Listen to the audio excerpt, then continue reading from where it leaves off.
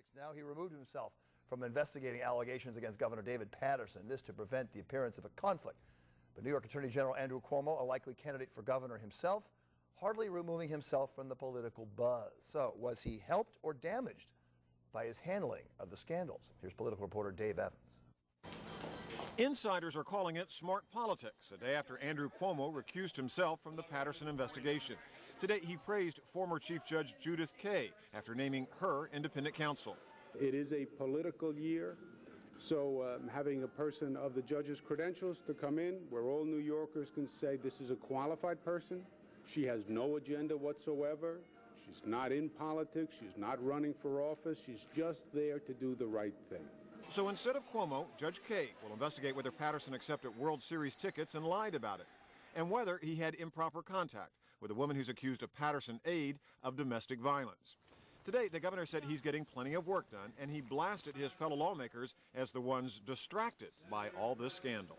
Everyone talks about what's distracting me. I don't know what's distracting everyone else because I'm exactly where I should be right now.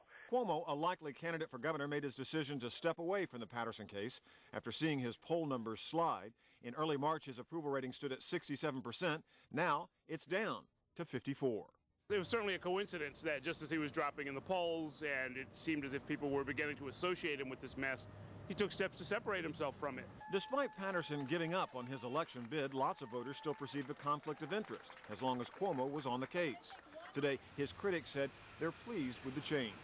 It was the principal thing to do. He should not have ever accepted this investigation, knowing that you're going to run for office. He should have never accepted it.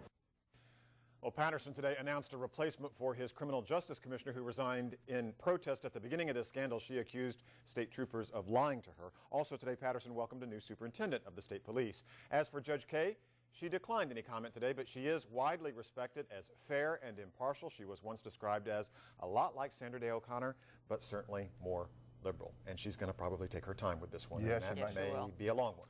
Sort of like a soap opera, this whole thing, isn't it? It just goes on and on. Thank you, David. Thanks, David.